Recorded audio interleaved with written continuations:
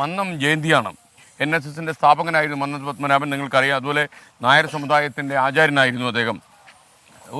ഒരു കർമ്മയോഗിയായിരുന്നു മന്നത്ത് പത്മനാഭൻ. കാലത്തിന് മുന്നേ സഞ്ചരിച്ച ആളായിരുന്നു എന്ന് വേണമെങ്കിൽ നമുക്ക് പറയാം. സ്വന്തം സമുദായത്തിലെ ദുരാചാരങ്ങൾക്കെതിരെയൊക്കെ പടപൊരുതി ഈ നായർ സമുദായത്തിൻ്റെ ഐഡൻറ്റിറ്റി ഉണ്ടാക്കിയ ഒരാളായിരുന്നു അദ്ദേഹം. എന്നാൽ ഒരു മതത്തിൻ്റെയോ ജാതിയുടെയോ പ്രതീകമായി മന്നത്ത് പത്മനാഭൻ മാറിയില്ല. സാമൂഹ്യ പ്രശ്നങ്ങളിലും ദേശീയ പ്രക്ഷോഭങ്ങളിലും ഒക്കെ അതിൻ്റെ ഭാഗമായി മന്നത്ത് പത്മനാഭൻ. അപ്പോൾ ഈ ജയന്തി ദിനത്തിൽ അദ്ദേഹത്തിൻ്റെ ജീവിതത്തിലേക്ക് നമുക്ക് ചെറുതായിട്ടൊന്ന് ക്യാമറ ചലിപ്പിച്ചാലോ? Okay, over to studio.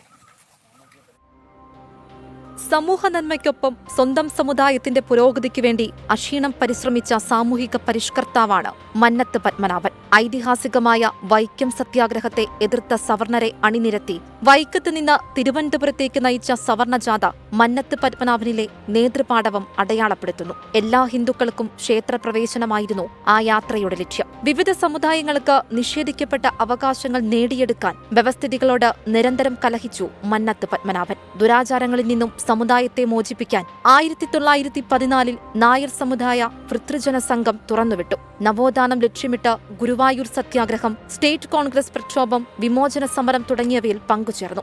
ജാതിമത വേർതിരിവില്ലാതെ എല്ലാവർക്കുമായി കുടുംബക്ഷേത്രം തുറന്നു നൽകുകയായിരുന്നു സാമൂഹിക ഇടപെടലുകളുടെ തുടക്കം. തിരുവിതാംകൂർ നിയമസഭാംഗമായിരുന്നു മന്നം. വിദ്യാഭ്യാസ മേഖലയിൽ നിരവധി കർമ്മ പരിപാടികൾ വിജയകരമായി നടത്തി. നിരവധി സ്കൂളുകളും കോളേജുകളും സ്ഥാപിച്ചു. ഇതിനു പുറമെ പഞ്ചസാര ഫാക്ടറി ഉൾപ്പെടെയുള്ള വ്യവസായങ്ങളും സ്ഥാപിച്ചാണ് മന്നം സമുദായത്തിനും നാടിനും വഴികാട്ടിയായത്. Research desk 24. ഈ ആനയുടെ കാര്യം ചോദിക്കാം. പ്രിയപ്പെട്ട പ്രേക്ഷകരെ, നമ്മൾ ഈ മലയാളികൾക്ക് കുളിയും 3 നേരമൊക്കെ കുളിക്കുന്നവരാണല്ലോ മലയാള ലക്ഷണം. അപ്പോൾ ആന കുളിക്കുകയാണ്. അപ്പോൾ എന്താ പരിപാടി ചേട്ടാ? വെള്ളം കൊടുക്കുക അല്ലേ? വെള്ളം കുടിച്ചോണ്ടിരിക്കുക. ഞാൻ വിചാരിച്ച ആന കുളിക്കുകയാണെന്ന് ചോദിച്ചു. എവിടെയാ കുളി ആനയുടെ? ഇവിടെ തന്നെ കുളിപ്പിക്കും. ഈ ഇത്രയും ആനകളുണ്ടെങ്കിലും കാര്യങ്ങളൊക്കെ കൃത്യം നടക്കുന്നുണ്ടല്ലേ? ഇത്രയും ആനകളെ സംരക്ഷിക്കുമ്പോൾ അതിന്റെ ഭക്ഷണം എങ്ങനെയാ?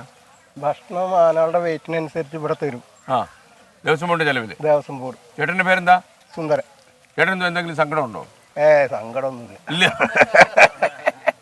അല്ല, എനിക്ക് ചേട്ടനൊരു വിഷമം വന്നോലെ തോന്നി. അപ്പൊ നമുക്കൊരു കാര്യം ചെയ്യാം. ഇവിടെ വെള്ളം വീഴാൻ സാധ്യതയുണ്ട്.